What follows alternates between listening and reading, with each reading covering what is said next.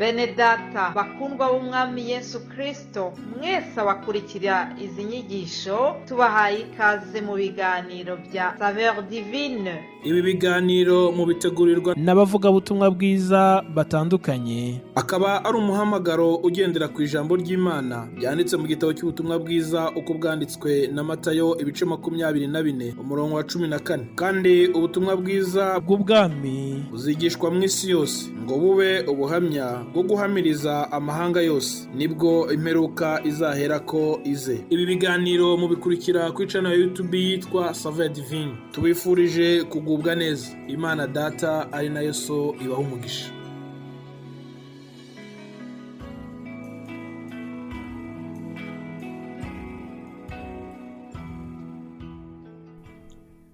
Yesu ashimwe, nshuti bakundwa mwese abakurikira ibi biganiro bya Saveur Divine, ndabaramukije. Amahoro ya Kristo nabane namwe aho muherereye hose. Ndizera yuko muri amahoro, ndizera yuko mwagize weekend nziza. Rero n'umunezero ngiriwe ubuntu bwo kongera kugaruka kuri uyu wa mbere kugira ngo dusangire ijambo ry'urufunguzo ry'iki cyumweru tugiye gutangira. Imana ibane natwe, Imana ibane na buri wese. Wowe unyumva aho uherereye, ndakwifuriza kugubwa neza ukurikira bino biganiro dutambutsa kuva ku wa mbere kugeza ku munsi wa gatanu. Ibiganiro binyura mu rurimi rw'Ikinyarwanda ndetse no mu Gifaransa ndetse no mu Cyongereza n'Igiswahili. Rero Imana iduhana umugisha, kandi nukuri ndabashimira mwebwe mwese abakurikira bino biganiro, abashyigikira uyu muhamagaro wa Saveur Divine, munsengera, munyifuriza, mutwifuriza twese iterambere mu buryo bw'umwuka. Yesu abaha umugisha. Buri wese udusengera, Imana ibane nawe, kandi namwe Imana ibahe icyo umutima wanyu wifuza. Haleluya.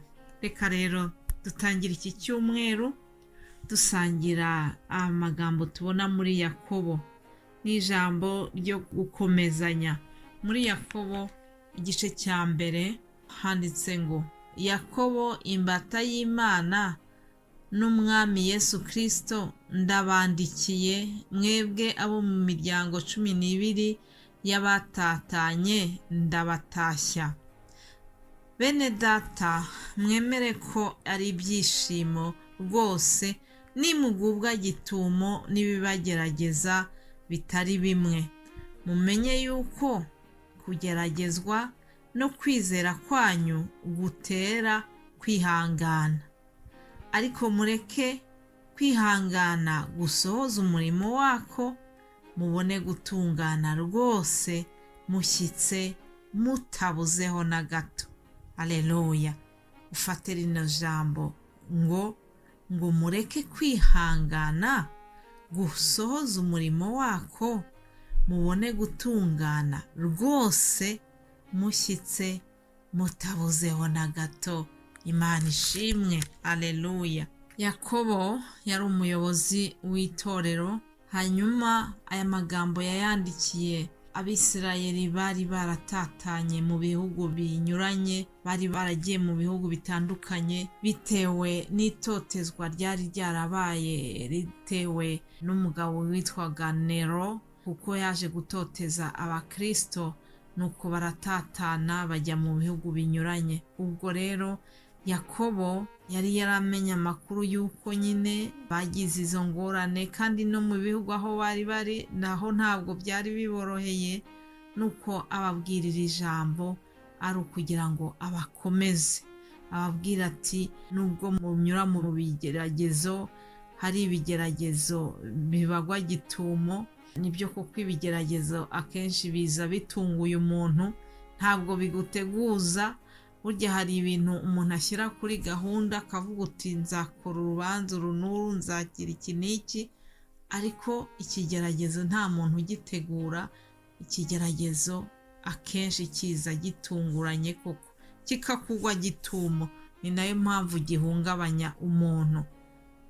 hanyuma Yakobo arababwira ati mwihangane, kugeragezwa no kwizera kwanyu bibatere kwihangana. Mwihangane kandi uko kwihangana kwanyu ngo mureke gusohoze imirimo yako. Hari imirimo umuntu agira bitewe no kwihangana. Nuko arababwira ati mwihangane, mu bibagerageza mukomeze mutungane rwose, mugere ku kigero gishyitse mutabuzeho na gato. Ni nko kubabwira ati mu bibagerageza mukomeze mwihangane, mutunganire Imana, ntimuzakoze Imana yanyu isoni. Aho ngaho muherereye mu mahanga, nubwo bari kubagerageza, ariko ntimuzigere mwihakana izina rya Yesu Kristo mwemeye.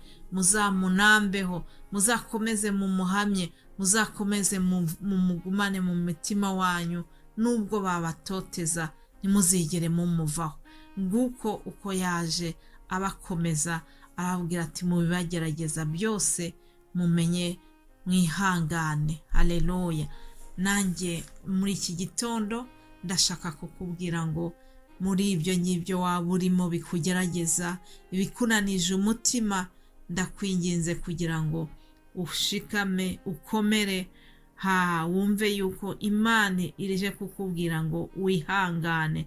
Wihangane hamwe n'ibikugerageza, Imana igucira kanzu.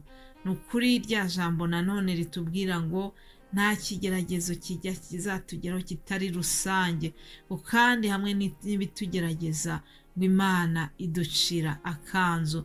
Ndaje rero ndagusabira kugira ngo Imana igucira akanzu muri ibyo ngibyo uri kunyuramo, ndetse Imana izabikureho burundu, maze nawe uzayishingire intahe, uzatange ishimwe uvuga iby'Imana yagukoreye, uburyo yabanye nawe ikakurinda, ikaguha kwihangana. Haleluya. Nshuti z'umusaraba, iyo tugeragejwe ntitukitotombere Imana. Tujye twibuka yuko yavuze ngo nuca mu muriro nzaba ndi kumwe nawe. Ntabwo umuriro uzagutwika, nzaba ndi kumwe nawe. Bivuga ngo ntabwo Imana yigeze iduhakanira yuko tutazaca mu bikomeye, tutazaca mu muriro, tuzazaca mu bigeragezo, ariko ngo nzaba ndi kumwe nawe. Ndakwifuriza ngo Imana igumane nawe muri icyo kigeragezo, iguhe kugihagararamo ukomeye, ugihe uzarinde ugisohokamo ugikomeye, uzagisohokemo umeze nk'aba basore bajugunywe mu muriro w'itanura, maze ngo bagasohokamo nta n'umwotsi ubanukaho. Haleluya. Imana yacu igibana natwe mu muriro w'ibigeragezo, maze tukabisohokamo neza.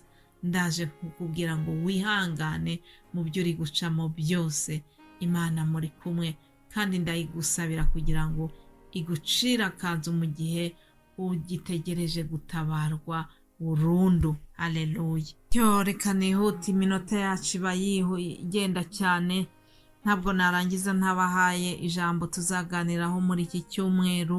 Tuzavuga ku byerekeranye no kwera. Imana yacu Uwiteka Imana ashaka yuko tuba abera, ngo nk'uko nayo ari iyera.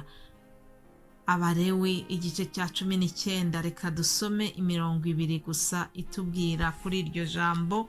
Ntabwo mbaje kwigisha kuri iyi teme y'icyumweru, ahubwo n'urufunguzo mba mbahaye, hanyuma bene data bazakomeza babaganiriza kw'iri jambo. Abalewi 19 mirongo 2 ya mbere iravuga ngo Uwiteka abwira Mose ati bwira iteraniro ry'Abisirayeli ryose uti mube abera, kuko Uwiteka Imana yanyu ndi uwera. Umuntu wese muri mwe yubahe nyina na se, kandi mujye muziririza amasabato yanjye, ndi Uwiteka Imana yanyu. Haleluya. Reka dutinde kw'iri jambo rya mbere rivuga ngo bwira iteraniro ry'Abisirayeli ryose uti mube abera, kuko Uwiteka Imana yanyu ndi uwera. Uwiteka Imana yacu irera kandi icyo yifuza kuri twebwe ko natwe tuba abera, tukagenda twiyeza muri uru rugendo twiyemeje rwo kujya mu ijuru. Turugendemo twera, turugendemo twanga icyaha n'igisa nacyo. Ngibyo iby'Imana idutegerejeho. Ntabwo umuntu yezwa ari uko yapfuye, oya, ahubwo agomba kwiyeza buri munsi ku wundi akiri muri ubu buzima agihumeka. Ngibyo rero ibyo tuzasangira, tuzareba uburyo Imana ishaka ko twiyeza. Mbifurije kuzagira icyumweru cyiza, muzatega amatwi ibiganiro bene data bazabasangiza, kandi muhabwe umugisha muri byose. Amen, amen.